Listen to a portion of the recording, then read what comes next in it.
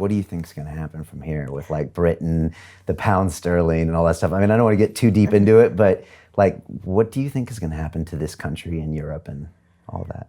Well, one thing that's happened since the referendum in June 2016 for Brexit is that there's been massive uncertainty, right? There's been political uncertainty. There's been a couple of prime ministers along the way. There have been a lot of economic fallout from the uncertainty around that situation. What's trade going to look like? How are companies going to be able to invest? Where are people going to go? Will they be able to go seamlessly back and forth? You know, particularly in service industries and in airlines and in banking and all these different places. And so that uncertainty has really dragged, I think, on Britain as well as in the streets. I was in Birmingham over the weekend, which is it's where the Industrial Revolution started, like in the world. I mean, it started in Britain, it started in Birmingham, and just in a pub with just regular local people talking about what was going on. And it's interesting when you get away from newscasters and away from London and away from sort of people that are more sort of talking about things rather than experiencing them on the ground, how things change. And those conversations in Birmingham were very much about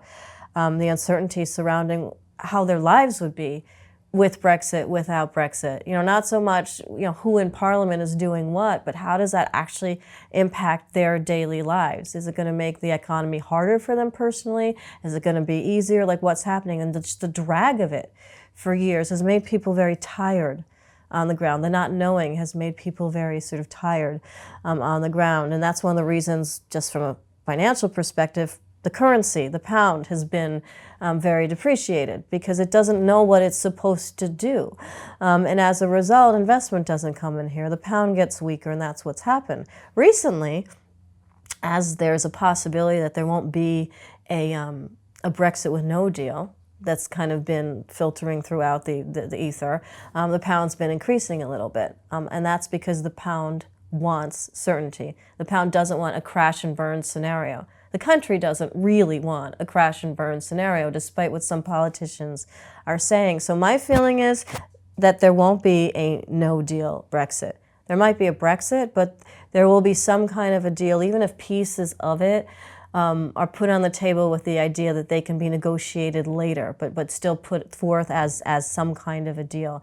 Because I just don't think that the integration between Britain and the EU, because there is so much trade, there is so much of an economic connection with those areas, plus with respect to the rest of the world and what their place is, I don't think we have a no-deal Brexit. You mentioned uncertainty, and that's such a big thing. And we got an election year. We've got always seems like crazy things happen around the world, and oil prices and all these things. And we actually just got done taping a short piece about something you've just come up with, which you call your 25-cent contracts, which I believe is kind of an option play, but you're really a macro person.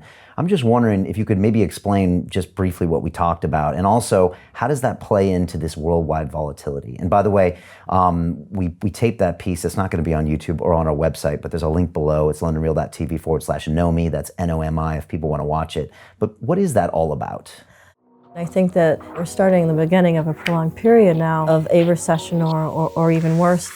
Hi, it's Brian Rose from London Real. I recently sat down with Nomi Prins, the former Wall Street trader you would have seen on Fox, CNBC, and Bloomberg Television. She regularly advises the Federal Reserve, IMF, and World Bank on important financial policy matters. I've realized over the years that people don't have the same exposure to trading systems on Wall Street. And so I looked at what are some of the ways that I can create something that regular people on the ground can use to access some of what Wall Street does all the time. We had an incredible conversation, but what really stood out to me is her brand new 25-cent contract strategy, designed to leverage a little-known market anomaly that happens every day around 10 a.m., if you know what to look for. The more comfortable you feel with financial elements, the better you'll be at managing them, and the more confident and empowered you'll be in your own life in any aspect of your life, not just with respect to money. Now, as a former Wall Street trader, I am super excited to share this investment strategy for the very first time. As the host of this episode, I'm able to offer you exclusive rights to a seat at her 25-cent contract live training. But you must act now to secure your spot. So click on the link below or go to londonreal.tv/Nomi, that's Nomi, to secure your spot. And I will see you there.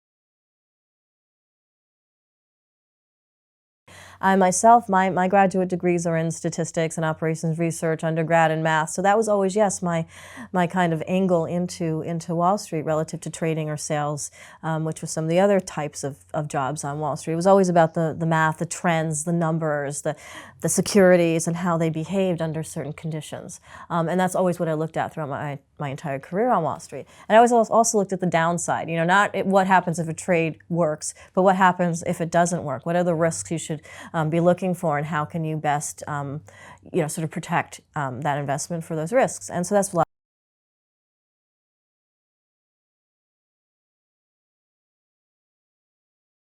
they're a very cheap way of taking an investment into the market, particularly in times of volatility, that take into account what the big sharks are doing, that take into account why volatility is happening, and presents a way for a person to take advantage of that scenario in a cheap way, and in a fast way, and in an easy way.